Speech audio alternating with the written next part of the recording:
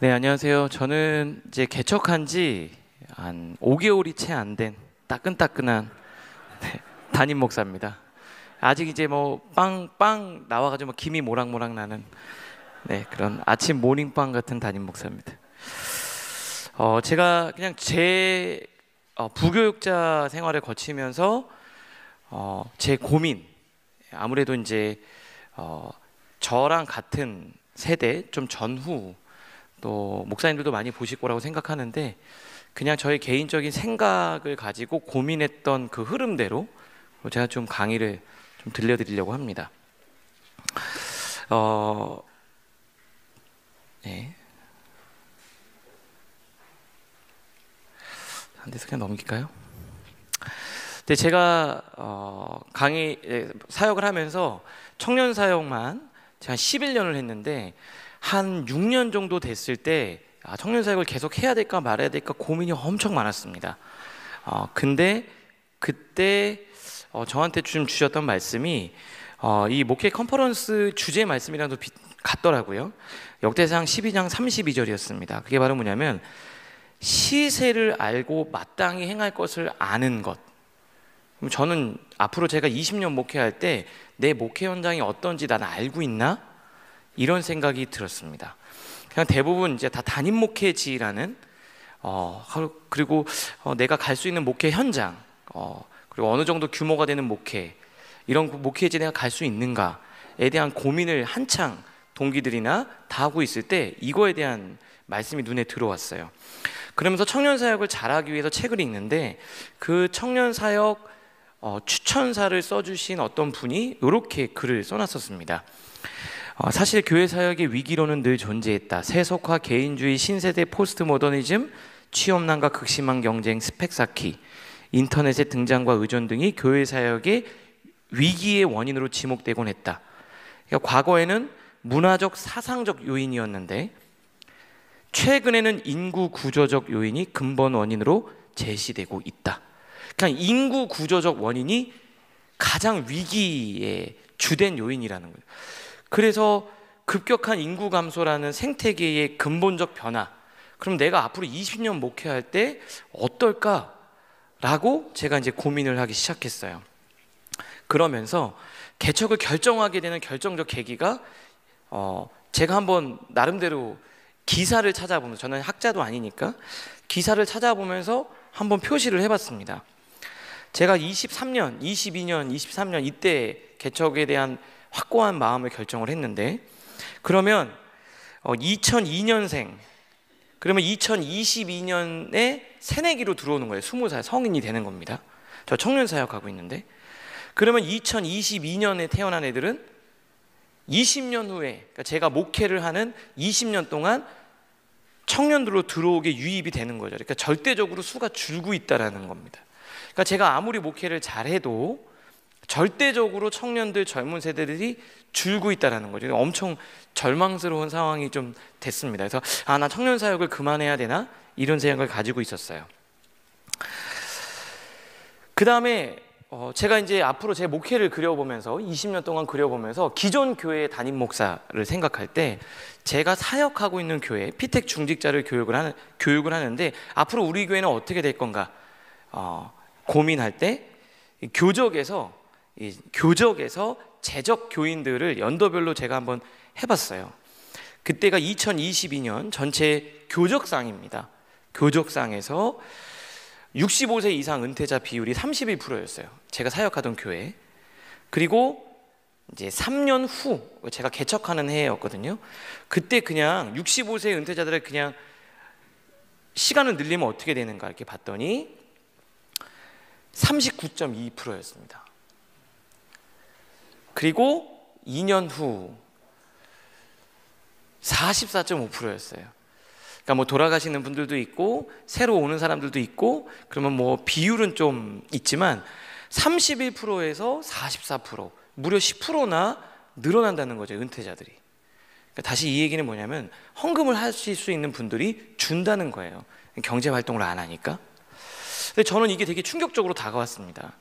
제가 어떤 교회 담임 목사로 가느냐보다 더 중요한 거는 그 교회가 어떠한 교회냐는 너무 중요한 거죠. 왜냐하면 저는 20년 동안 목회를 해야 되니까요. 나는 시세를 알고 있는가에 대해서 좀 약간 절망적인 생각이 들었습니다. 사실은 이 1992년 빌 클린턴이 대통령으로 만들어준 캐치프레이즈였습니다. 사실 목회자로서 돈 얘기하는 거 조금 그렇지만, 믿음이 없는 것 같지만, 사역할 때 사역 현장에서 이것은 너무나도 중요했습니다. 다들 읽어보셨겠지만 베이비붐 세대 은퇴하는 2028년 교회 헌금은 반토막 날 거다. 사실 이거는 실제로 다가오고 있고, 코로나 시기를 겪으면서 이건 몸으로 많이 와닿았죠. 그러면 저는 어떻게 할 거냐? 근데 제가 청년 사역을 6년 했고, 그 다음 7년째 됐고, 마지막에 11년까지 나 여기 더 집중해야 되겠다라고 결정적으로 선택하게 된 것은 이 청년 세대였습니다. 그러니까 3040, 보통 우리는 3040 그러면 자녀가 있는 세대를 생각하지만, 굉장히 중요한 것은 청년 3040 세대를 주목하셔야 된다는 거죠. 그래서 저는 제 목회의 큰 그림을 청년 3040에서 찾을 수도 있겠다. 내가 지금 청년 사역하는 것은 굉장히 중요한, 어찌 보면 하나님이 나에게 주신 선물 같은 기회일 수도 있겠다, 이런 생각을 가졌습니다. 왜냐하면은 우리의 지표가 다 말해주거든요. 청년이 늘어나고 있습니다. 스펙트럼이 늘고 있다는 거죠. 왜 그렇죠? 결혼을 안 하고 있습니다. 그러니까 인구는 주는데 청년은 늘어요.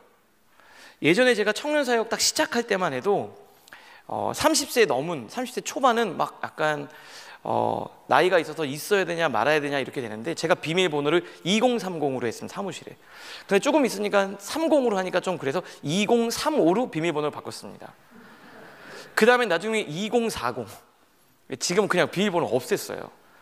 왜냐하면 40세 이후의 청년들도 있으니까요. 근데 이거 굉장히 중요한 겁니다. 청년이 늘고 있다는 거죠, 결혼을 안 해서. 그 다음 두 번째는요, 청년들은 일하고 있다는 겁니다. 예전에는 청년이 지나가는 세대, 3040 지나가는 세대라고 생각을 했는데, 20대 후반에 직장 가져서 한 3, 4년 일하다가 결혼해서 장년으로 넘어가지 않습니까? 그런데 20대 후반에 일을 시작해서 10년 이상을 청년으로 머무르는 거예요. 경제활동을 하면서. 굉장히 중요한 의미입니다. 그러니까 청년이 늘고 청년은 일하고 있고 경제활동으로 머무르는 기간이 있는 거예요. 제가 교회에서 성도가 와서 이동하고 이런 걸 봤는데 평균적으로 6년에서 7년 정도예요.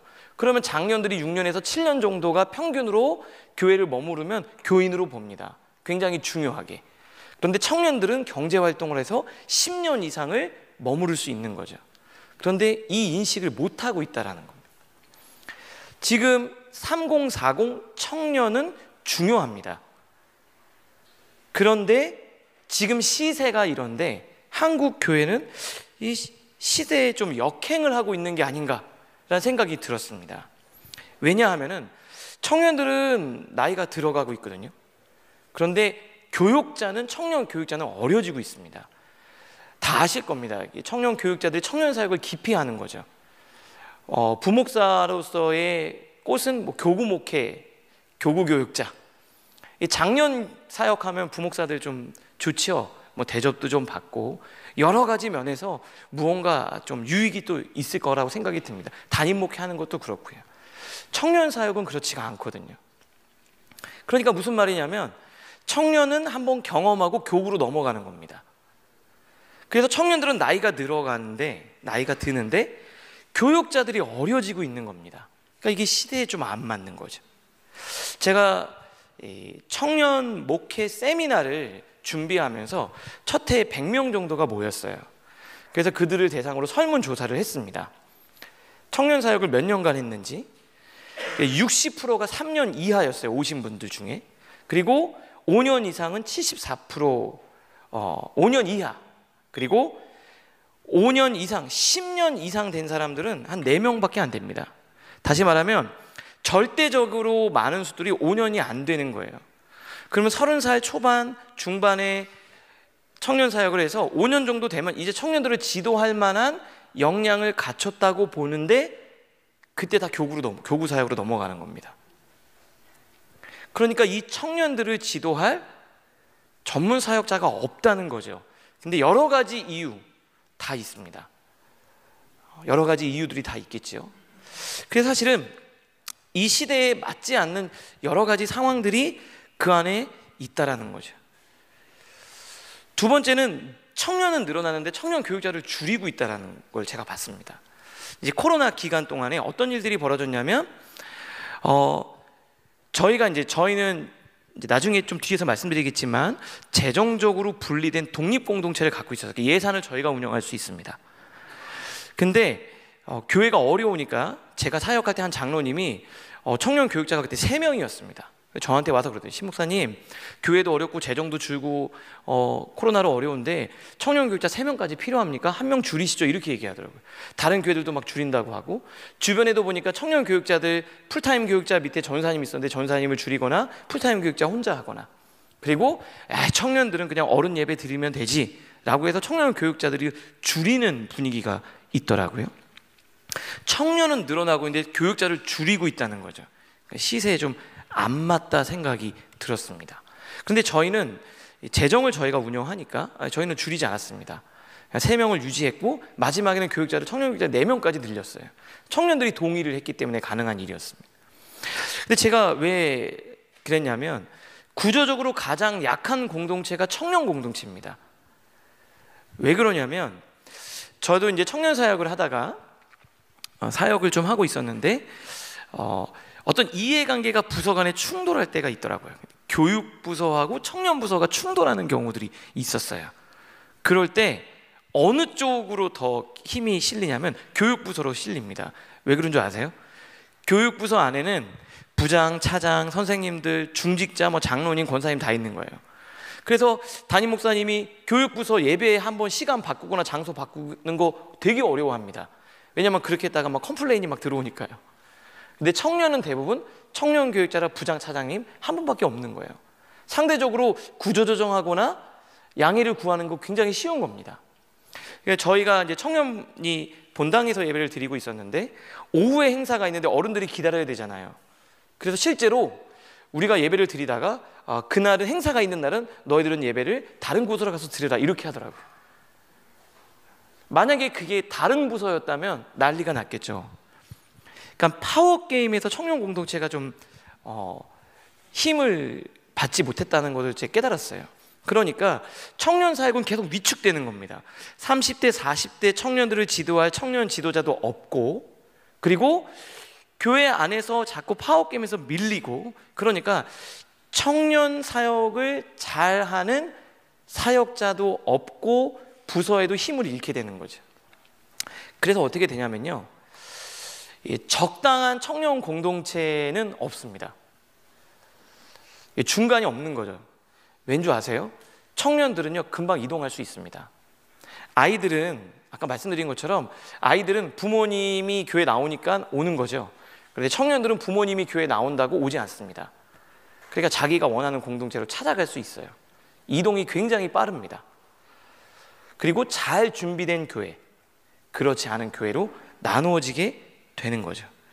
그래서 저는 무슨 생각이 들었냐면 제가 사역할 때, 제가 처음에 청년 사역 시작할 때만 해도 다 그랬어요. 청년을 살려야 된다, 청년을 살려야 된다. 인식도 있고 그런 의지도 있었습니다. 그런데 문제는 뭐냐면 어떤 상황이 되면 인식과 의지가 약해지거든요. 그런데도 그것들을 지속할 수 있는 구조가 반드시 필요하다고 생각이 들었습니다. 청년을 살려야지. 그런데 어떠한 이해관계가 충돌할 때도 청년을 지지할 수 있고 그 사역을 밀어갈 수 있느냐는 다른 문제라는 거죠. 이 구조가 되게 필요하구나, 그런 생각을 갖게 됐습니다. 그래서 저희가 예전에 사역했던 교회는요, 교회 공동체 안에 장년교회가 있고 청년교회가 있었습니다.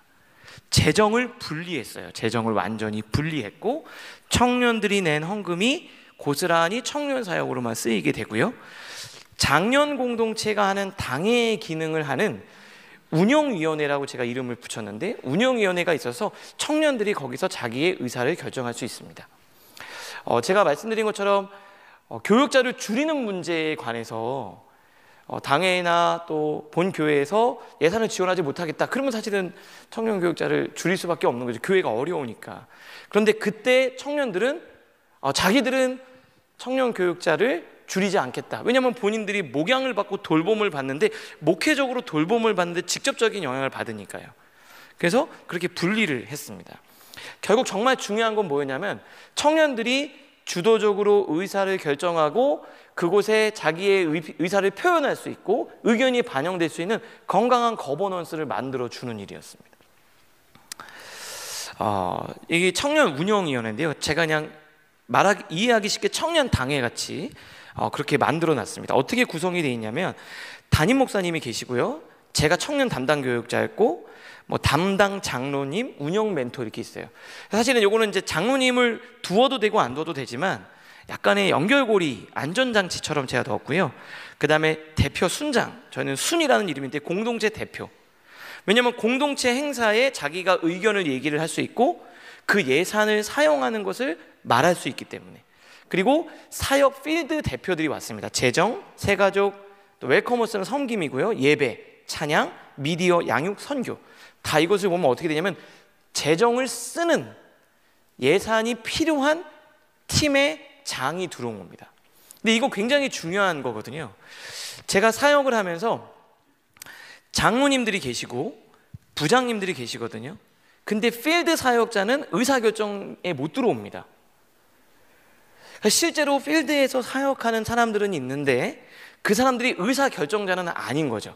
그런데 청년 공동체는 내가 재정을 쓰고 사역을 결정하고 실제로 일을 할 사람들이 의사결정자에 포함이 돼 있어서 이 논의 자체가 굉장히 실질적이고 현실적인 이야기들을 할 수가 있었던 겁니다. 그리고 나중에는요, 청년들한테 재정을 다 공개하고, 이 친구가 이제 재정부장께 해당하는 재정위원장쯤 되는 거죠. 그래서 실제로 재정을 공개하고 공동회에서 예산을 다 하고 전 예산안을 다 공개합니다. 그러니까 청년들은 무슨 생각을 갖게 되냐면 굉장히 투명하다, 불필요한 이야기들이 나오지가 않는 거죠. 사실 젊은 세대들은 교회에 대한 부정적인 인식이 있잖아요. 왜 그런 줄 아십니까? 정확하게 잘 몰라서 그런 거죠. 안에 들어오면 교회는 잘 되고 있는데 그걸 오픈을 안 하니까. 예전에는 이 청년 교육자나 몇 명만 가지고 막 상의하고 막 그랬는데, 저희는 청년들이 와서 그 안에서 결정하는 과정들을 보잖아요. 우리 교회도 다 그러지 않습니까? 우리 장로님들 당회 끝나면 권사님들 통해서 교회에 딱 소문이 퍼지잖아요. 청년들도 운영위원회 끝나고 나면 무슨 얘기가 있었는지 다 나가는 거예요. 그러니까 제가 구체적으로 가서 이렇다 저렇다, 교회는 투명하다, 이런 논의가 나왔다, 이런 얘기를 제가 말하지 않아도 청년들이 끝나고 가서 이런 얘기가 있었다라는 얘기들이 나오는 거죠. 그래서 교회에 대한 인식들을 제고하는데 굉장히 저는 도움이 많이 됐습니다. 그리고 이 역할을 보면서 30대, 40대 청년들이 자기 역할을 또 하기도 하고요, 재정적으로 헌신을 더 하게 되고, 그리고 자기가 맡은 역할이 있으니까 교회에 대한 중심을 갖고 더 사랑하게 됩니다. 제가 이제 많이 청년 사역하면서 듣는 질문이 뭐냐면, 청년들을 하면서 사고가 나지 않고 어렵지 않냐, 청년들은 아직 어리지 않냐, 이런 얘기를 되게 많이 듣는데 굉장히 모순적인 우리 작년 기성세대의 모습을 봤어요. 그 일을 시킬 때 청년과 권한을 줄 때 청년이 다르더라고요. 일을 시킬 때는 어떻게 하는지 아십니까? 니네들이 이제 다 컸잖아. 권한을 줄 때는요, 너희들은 아직 어려. 굉장히 모순적인. 그런데 그거 아십니까? 이 30대, 40대 청년들이 제가 있다 그랬잖아요. 이 친구들은요, 저희가 한 재정이 그때 한 2억 한 중반 정도 나왔습니다. 처음엔 4천만 원으로 시작해서 한 2억 중반까지 갔는데, 그 재정을 담당하는 친구는요, 기업에서 몇십억 재정을 회계를 보면서도 아주 투명하게 봅니다. 사고 안 나죠. 사고는 누가 칩니까? 교회를 잘하는 어른들이 하죠. 오히려 청년들은 그렇지 않더라는 거예요. 책임감 있게 그 일을 하더라는 겁니다. 저는 이것을 보면서 굉장히 중요한 것들을 깨달았어요. 제가 이제 교회를 사역을 쭉 오랫동안 하면서 교회 안에는 한국 교회죠. 한국 사회, 한국 교회가 갖고 있는 특성이 있더라는 겁니다. 그게 바로 뭐냐면, 너무 빠른 시기에 급격한 시대적인 어떤 상황들을 겪으면서 한 교회, 한 조직 안에 전쟁이라는 강렬한 경험이 있는 세대도 있어요. 그렇지 않습니까? 전쟁을 경험하신 분들도 있죠. 두 번째는 산업화, 너무 먹고 힘들어서 정말 산업화해서 잘 살아보자라고 했던 그 세대가 있고요. 그 다음에는 자유를 위해서 데모하고 투쟁했던 민주화를 겪은 세대가 있습니다. 그리고 지금 30, 40대는요, 전쟁도 배고픔도 자유를 위해서 투쟁해본 경험도 없어요. 그러니까 태어날 때부터 이건 다 지나간 거예요. 내가 지금 어떻게 나의 자아를 실현하면서 하나님 앞에 살아갈까? 이게 중요한 겁니다. 그런데 제가 다른 나라를 보면은 그 경험이 다 같은 경험을 가진 뭐 미국이나 이런 교회들은 그렇죠. 그래서 한국 조직 안에는요, 아직 산업화, 민주화, 자아 실현 세대가 다 있는 거예요. 위에 있는 상사, 중간 리더, 밑에 가요. 그런데 저는 이걸 통합을 해보고 함께 어우르는 거에 대한 막 논의들을 많이 하지 않습니까? 근데 이게 어렵다라는 생각이 좀 들었어요. 그냥 그 세대를 존중하고 인정해 주는 거죠. 그래서 세대를 통합하는 게 아니라 세대가 연합하는 겁니다. 각각의 중요한 힘을 실어주고 의미 있는 일을 할 때 함께 할 수 있다는 것을 깨달았어요. 그래서 제가 이 청년 사역을 하면서 나온 이 경험을 가지고 교회를 내가 청빙받아서 갈까 아니면 개척을 할까, 이 고민 중에 저는 교회를 개척하기로 결정했습니다.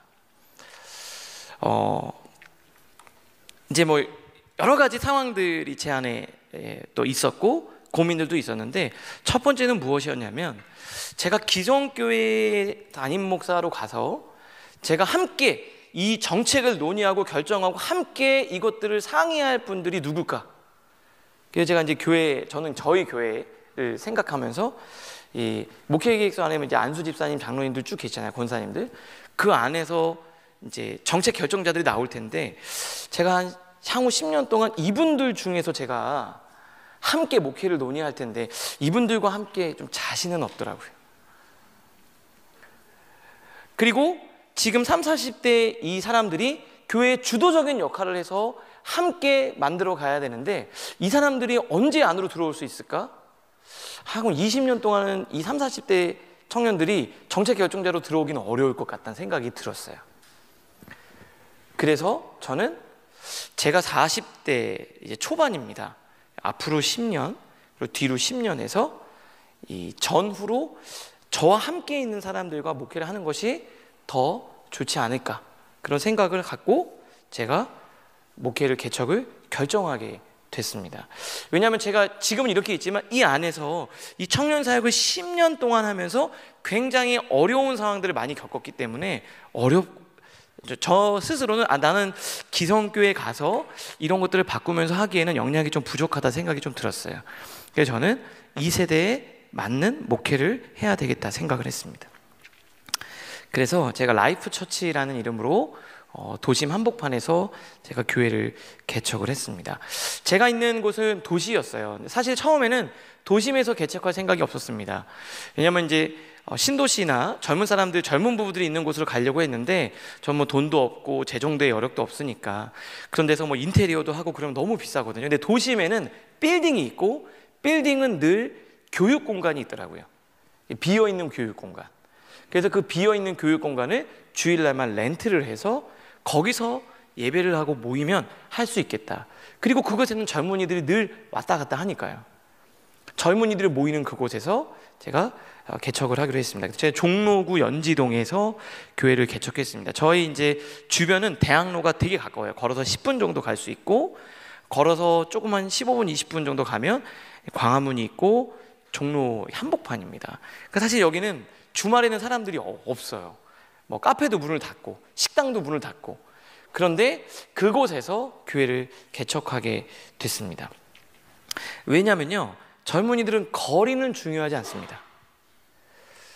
우리 지역에서 젊은 사람들은 거리는 그렇게 중요하지 않습니다. 자기가 이 교회를 다녀야 되겠다고 결정하면 거리와 상관없이 올 수 있다는 것이 젊은 세대의 특징이거든요.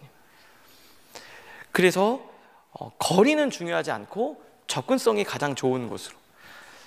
그러니까 사실은 다 빠져나가는, 저는 이제 제가 있는 종로는 또 구도심이니까 더 그렇죠. 강남이라 이런 데 좀 신도심으로 볼 수 있고, 그래서 저는 구도심으로 들어갔어요. 그리고 그곳에서 청년들이 올 수 있도록 30대, 40대 젊은 사람들이 올 수 있도록 그렇게 선택을 했습니다. 그리고 제가 이제 건물을 선택하다 보니까 몇 가지 생각들이 들더라고요. 그러면 거기는 이제 의자도 다 있고 뭐 이렇게 인테리어 할 필요가 없잖아요. 그래서 저희는 뭐에다 가장 에너지를 썼냐면, 의자를 살 돈에 카메라를 샀고요. 또 의자를 사거나 뭐 이런 인테리어 하는 모든 돈에 카메라와 음향 장비에 에너지를 썼습니다. 왜냐하면 여기서 아니면 딴 데 가면 그건 쓸 수 있으니까요. 그리고 도심에서만 할 수 있는 목회적인 방법들을 몇 가지 생각하게 됐습니다. 그러니까 저희는 다행히도 렌트를 하면 돈을 내고, 렌트를 안 하면 돈을 안 내도 되는 거예요. 그러니까 한 달에 3번 렌트를 하면 3번, 4번 렌트를 하면 4번인 거예요. 그래서 처음에 어떻게 생각했냐면, 같이 사역 이제 시작한 목사님하고, 잘 됐다, 우리 2번 하고 2번은 안 해도 되겠다, 렌트비 없으니까 성도님들이 오지 말라 그러고 우리는 화면으로 찍어서 영상으로만 보여주면 되겠다. 근데 지금은 이제 그 정도를 낼 수 있는 상황이 됐는데, 나중에는 1년에 1번이나 2번 정도는 오지 말라 그러고 영상으로만 보여주고, 목장을 중심으로, 리더를 중심으로 소그룹에서 예배를 만들고 저 영상으로 송출하려고 합니다. 그래서 상반기에 한 번, 하반기에 한 번. 그리고 그날 렌트비는 저희가 선교로 쓰는 거죠. 그날 나온 헌금은 선교로 쓰고. 그러니까 몸이 좀 가벼운, 그러니까 젊은이들 세대에 좀 맞는 여러 가지 변화를 줄 수 있겠다는 생각이 들었습니다. 근데 이건 제가 처음부터 생각한 건 아니었고요. 아무것도 없으니까 찾다가 발견하게 된 거죠.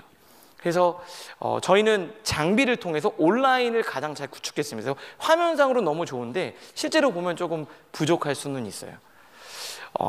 왜냐하면 저희들은 청년들이, 젊은 세대들이 그걸 보고 찾아와야 되기 때문에 그렇습니다. 두 번째, 저희가 되게 중요하게 생각하는 것, 그건 경험이었습니다. 젊은 세대들은 경험하기를 원합니다. 경험하기를 원한다는 것을 알았어요. 내가 느끼고 경험하는 것이 굉장히 중요하다. 저희가 이제 예배 공간을, 대강당을 빌려서 예배를 드리는데요. 저희가 이게 이제 수요일 날 저녁에 찬양 예배를 드려요. 참 재밌는 것은 뭐 아주 유명한 마커스나 뭐 이제 어노인팅이나 여러들 예배 단체들이 있고 예배 모임이 있는데 다 수요일을 피했더라고요. 왜냐하면 수요일 피해서 하려고. 근데 저희는 교회니까 차라리 수요일 날 예배를 이렇게 드리면 되겠다. 이게 수요일 날 저녁인데요. 여기 보면 기도를 해주고 있습니다. 저희가 뭐 수요일 날 30명에서 많게는 50명 사이가 오는데요. 저는 무조건 모든 성도들에게 다 기도해 줍니다. 매주 기도를 해줍니다. 힘들어도. 그럼 제가 설교를 하고 예배 인도자가 기도를 이끌어가면 저는 나오라고 안 하고 앉아있으면 가서 기도를 해줍니다. 그리고 제일 중요한 게 있습니다. 이 사람을 위해서 축복하는 메시지가 귀에 들리도록 귀에 대고 기도를 해줍니다. 제가 청년 사역할 때부터 한 겁니다. 느껴지기를 원하는 거죠. 목사님이 나를 아끼고 사랑하는구나, 경험하는 거죠.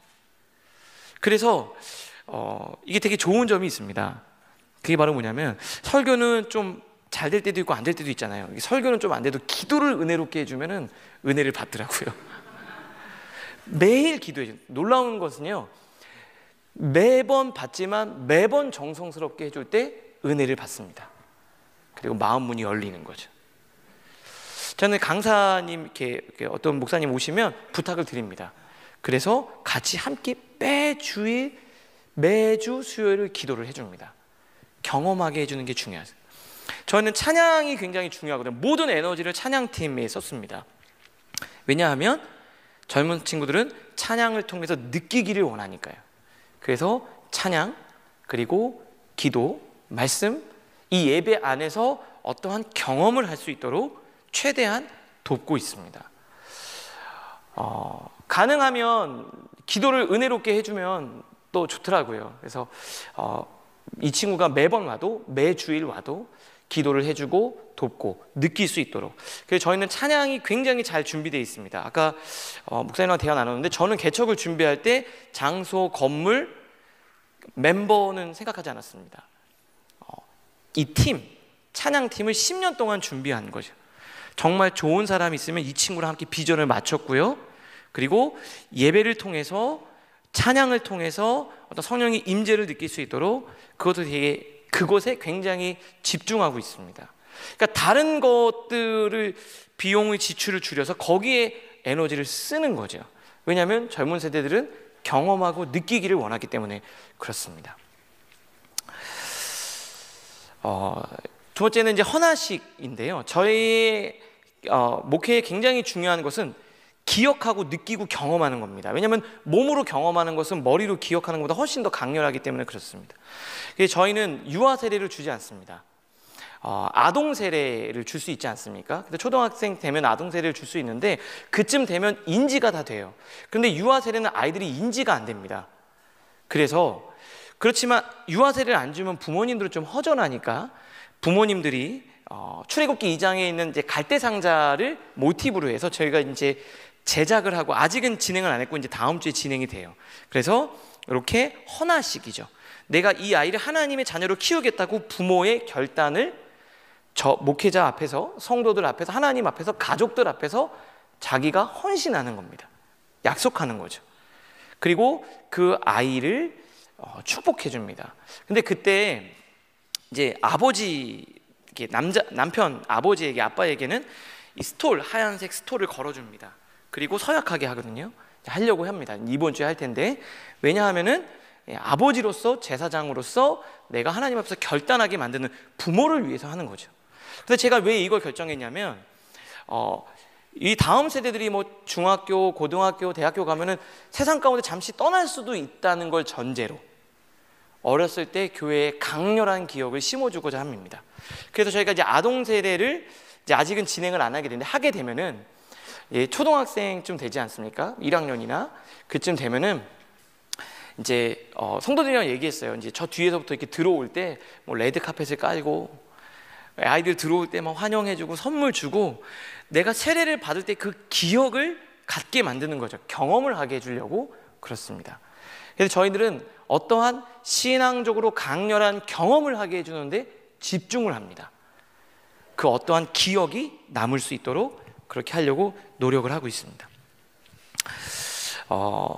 이제 또 하나는 이제 제가 사역을 하는데 이제 좀 경험하게 해주는 게 되게 중요하다고 했잖아요.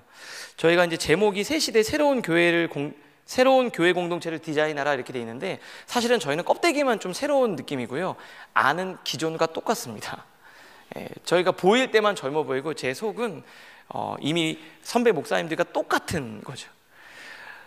무슨 말이냐면, 디자인이나 보여지는 것은 굉장히 세련돼 보이지만 제가 신앙적으로 지도하는 것은 굉장히 보수적입니다. 제 메시지와 성경 공부는 하나님 나라, 주권, 그리고 굉장히 보수적이고 기본적인 신앙을 철저하게 지키는 그런 방향으로 나가고 있습니다. 제가 개척을 할 때, 이게 제 언약 갱신 서약서인데요, 저희가 송구영신 예배 때 제가 서약서를 다 나눴습니다. 송구영신 예배가 저의 첫 예배였습니다. 그때 저와 함께 신앙생활하기로 오시는 모든 성도님들께 서약서를 나눴습니다. 여기 보면은 주일 성수를 철저히 지키겠다. 두 번째, 헌금 생활하겠다. 가라고 11조입니다. 하겠다. 11조를 하겠다.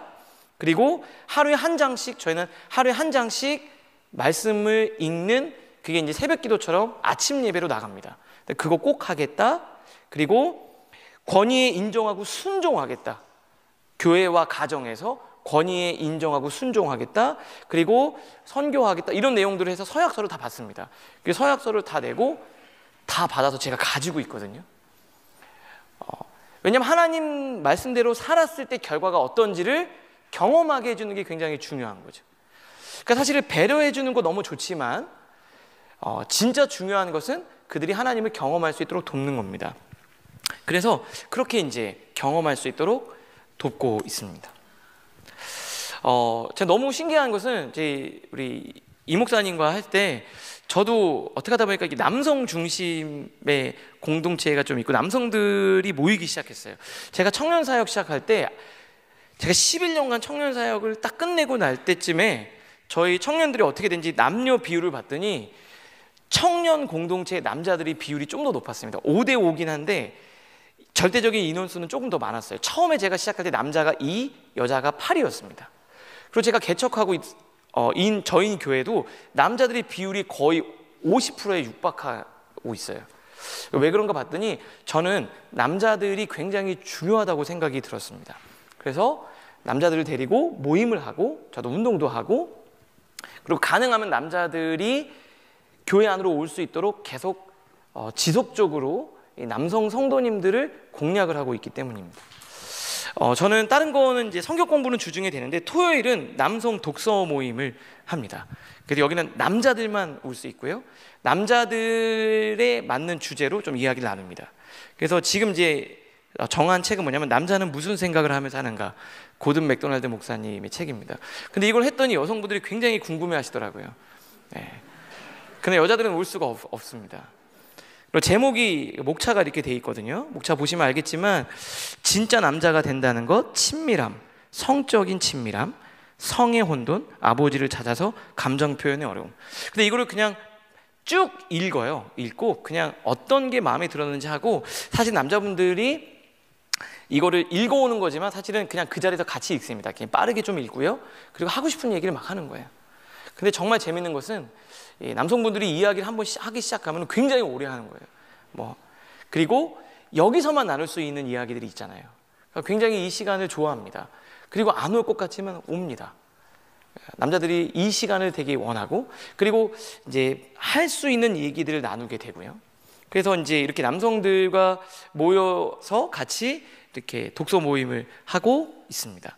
그리고 제가 아까 말씀드린 헌화식을 할 때 아버지가 굉장히 중요하게 강조를 하죠. 아버지가 제사장을 상징하도록 할 수 있도록 약간의 스토를 걸어주고, 아버지가 교육을 받고 결단해야지만 헌화식을 받을 수 있도록 합니다. 그리고 제가 이제 하반기에 좀 준비하고 있는 것인데, 이제 아버지 학교 이런 거 말고요, 제사장 학교라고 해서 아버지를 제사장으로 임명하는, 레위기에 보면서 제사장 임명식 이런 것들을 좀 참고를 해서 아버지가 제사장으로 임명을 받는 거죠. 그리고 난 제사장으로서의 역할을 감당할 수 있도록 남성들을 지속적으로 교회 공동체 안으로 끌어들이려고 노력을 하고 있습니다. 근데 사실 저는 그런 생각이 들었어요. 이제 교회에 보면 이제 여성 성도님들이 좀 많지 않습니까? 왜냐하면 여성 신도님들은 조금만 해도 반응도 좋고 또 만나기도 좋고 시간이 좋지 않습니까? 그런데 남성들은 직장 생활을 하니까 만나기도 어렵고 저녁에 해야 되고, 또 뭘 해도 반응이 그렇게 시원치 않고 이래서 기존 교회들은 대부분 여성들을 위한 프로그램들이 훨씬 더 많아요. 왜냐면 그게 좀 반응이 좋고 또 역동적으로 돌아가니까요. 그렇지만 교회는 힘들어도 남성들을 위한 프로그램이 훨씬 더 노력을 많이 해야 된다고 생각을 합니다. 그래서 남성 중심의 어떤 사역들이 많이 일어날 수 있도록 하고, 가능하면 남성들과 할 수 있도록 노력을 많이 해야 된다고 생각이 듭니다. 그래서 제가 여자 집사님이 훨씬 더 이렇게 열심히 하고 교회 나오고 남자분은 잘 안 나오지만, 어떤 일을 결정할 때는 저는 여자분한테 얘기를 안 해요. 남자 집사님께, 남편분께만 전화를 합니다. 그러니까 당연히 남편분은 아내도 알고 있을 거라고 생각했는데 아내분은 모르는 거죠. 저는 무조건 남자분에게 전화해서 스케줄을 잡고 일정을 공유합니다. 근데 왜 그런가 봤더니 남자분이 나오면 아내분은 나오게 돼 있더라고요. 그런데 아내가 열심히 하면 남자분은 잘 안 나오잖아요. 왜냐하면 교회만 오면 누구의 남편 이렇게 되니까요. 그래서 남성분들을 집중적으로 공략하면 이제 같이 이렇게 나오게 될 거라고 생각해서 저는 처음부터 교회를 시작할 때 남자들 대상으로, 젊은 남자들을 대상으로 그렇게 교회를 시작하고 있습니다. 마지막으로 이제 좀 참여에 관한 건데요. 제가 처음에 말씀드린 것처럼 굉장히 중요한 3040 이 젊은 세대, 젊은 부부, 이 사람들과 함께 목회를 만들어 가야 된다고 하는데, 대부분 전수라는 관점으로 우리 기성세대가 무언가를 베풀어주고 무언가를 전수라는 입장으로 보고 사역들이 진행되는 것 같아요. 그리고 참여할 수 있는 통로가 너무 적다고 생각이 들었습니다. 그래서 저희 교회는 개척을 하면서부터 30대, 40대가 주류를 이루는 교회가 됐는데, 저희 교회 인구를 분포를 보니까 20대가 한 10% 정도 되고요, 30대와 40대가 한 85% 되고, 50대는 한 5% 정도 됩니다. 그래서 저희는 이제 개척교회니까 정책을 결정하는 운영위원회를 만들었는데 거의 대부분이 30대, 40대예요. 그리고 50대 분도 한 분 계십니다. 그렇지만 대부분이 30대, 40대가 정책을 결정할 수 있는 의사결정 구조를 갖고 있다라는 거죠. 그러니까 당연히 이들이 잘할 수 있도록 사역의 방향으로 결정될 수밖에 없는 겁니다. 저희가 이제 선교를 준비하고 있고, 여름에 농촌이나 지역 선교를 돕는 선교를 준비하고 있는데 청년들도 30대, 40대가 훨씬 더 많아요. 절대적으로 많습니다. 그런데 선교를 어떻게 갈까 이렇게 얘기했더니 아이디어가 나왔어요. 목사님, 그냥 금요일 저녁에 내려가서 토요일 하루 종일 사역하고 주일날 오전에 올라와서 오후에 저희 교회에서 예배를 드리는 선교를 하면 어떻겠습니까? 저는 그걸 생각을 못했거든요. 그러니까 반차 정도는 내면 직장인들이 가서 토요일 저녁에 가서 그 교회 근처에 숙소에서 자고 새벽부터 쭉 해서 봉사하고, 그리고 주일날 아침에 올라오면 저희는 오후에 예배를 드리니까요, 오후에 예배에 와서 사역을 할 수 있지 않겠습니까? 그러니까 그들이 사역을 기획하고 선교를 기획하는 거죠. 그리고 30대, 40대 부부들은 선교지를 정하는 것도 가족들이 다 같이 갈 수 있도록, 그래서 아이들과 함께 휴가 개념으로 여름에 선교를 갈 수 있도록 그렇게 준비를 하고 있습니다. 저희 교회에 아까 타가 이렇게 한다는 이야기를 좀 들었는데, 저희 교회도 아이들이 좀 있습니다. 아이들이 좀 있는데 우리 전사님 한 분을 제가 모셨거든요. 그래서 예배를 드리고, 아이들 예배를 먼저 드리고 이제 작년 예배가 뒤에 이어지고 있어요. 그런데 작년 예배를 드릴 때 아이들은 있을 곳이 없잖아요. 그래서 전사님 혼자서 아이들을 돌봐주셨어요. 근데 그게 너무 힘드니까 어떤 집사님이 가서 그 아이들을 돌봐주고요, 젊은 부부들은 예배를 드릴 수 있도록 해줬습니다. 그런데 이게 이제 오래 지속되기는 힘들지 않습니까? 그래서 이 안건이 올라왔어요. 우리 전사님이 너무 힘들다. 그리고 이제 30대, 40대 부부들이 또 정책 결정자들이 들어와 있잖아요. 이걸 어떻게 논의를 했냐면, 그러면 우리가 돌아가면서 보자. 그리고 지원자를 받아서 1년에 한 3번 정도만 내 아이를 돌보면서, 젊은 부부들이 그 아이를 돌보면 자기들은 아이와 분리해서 예배를 드릴 수 있는 것들이 가능하더라고요. 그러니까 어떠한 논의와 생각과 결정을 30대, 40대가 자기들이 직접 참여해서 결정할 때 훨씬 더 수월하고 더 좋은 아이디어가 나오게 되더라는 겁니다. 저희 공동체에서 중요하게 생각하는 것이 소그룹인데요, 저희는 청년들 중에 30대 후반, 40대 청년들이 굉장히 많습니다. 왜냐하면 제가 그들과 같은 나이대가 있고요, 저는 30대, 40대 청년들을 어떻게 세울 거냐, 30대, 40대 청년들을 지도할 리더를 세우면 공동체는 산다고 생각이 듭니다. 제가 사역을 했던 공동체가 200명 정도가 나오기 전에 청년들이 예배를 드리고 있었는데, 제가 사임을 하고 30대 초반 청년 사역자가 담당 교육자로 왔어요. 그랬더니 30대 후반, 40대 초반 저랑 함께 있었던 청년들이 굉장히 당황하더라고요. 왜냐하면 자기는 담당 교육자가 자기보다 훨씬 나이가 어리니까요. 공동체도 마찬가지입니다. 제가 그래서 저랑 동갑인 남자 청년이 있었어요. 굉장히 신실한 청년인데, 목사님, 제가 교회에서 뭐 할 수 있을까요? 아닙니다. 형제는 존재하는 것 자체만으로도 굉장한 메시지라고요. 그래서 제가 그 친구를 소그룹 리더로 세웠습니다. 한 2년 동안 부탁을 했어요. 근데 제가 찾아간다 그러니까 이 청년이 어떻게든 핑계를 대고 스케줄이 있다고 피하고 막 그랬는데, 마지막에 제가 한 3번, 한 3년 정도 계속 구애를 하니까 승낙을 해줬어요. 그래서 이 친구가 80년생이거든요. 그런데 청년 공동체 리더예요. 그러니까 그 밑으로 다 들어오기 편한 거죠. 저보다 1살 어린 자매가 있고요, 2살 어린 자매가 있는데 그 자매도 소그룹 리더로 세웠습니다. 그랬더니 40대 초반, 30대 후반 자매들도 그 안에 와서 편안하게 신앙생활을 할 수 있는 거죠.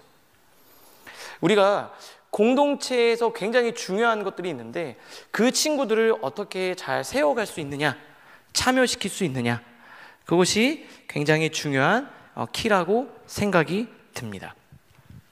사실 저는 이 타이틀이 조금 마음에 들기는 했습니다. 새 시대 새로운 공동체를 디자인하라. 저희는 이 겉은 좀 새롭지만 그 내면은 굉장히 보수적입니다. 어떻게 보면 새로운 어떤 프로그램이나 무엇들을 잘 해서 젊은 세대를 끌어올 수 있다고 저는 생각하지 않습니다. 하나님의 말씀 그리고 목회를 기본기를 잘 하면 청년들은 온다고 생각하고요. 그 친구들 안에 성령을 경험하게만 해주면 그 친구들 뿌리를 내릴 수 있다고 생각이 듭니다. 근데 어떻게 그렇게 할 것인가, 그거에 대한 고민을 우리가 함께 나누어야 된다고 생각이 듭니다. 부족하지만 제 강의 이렇게 마치도록 하겠습니다.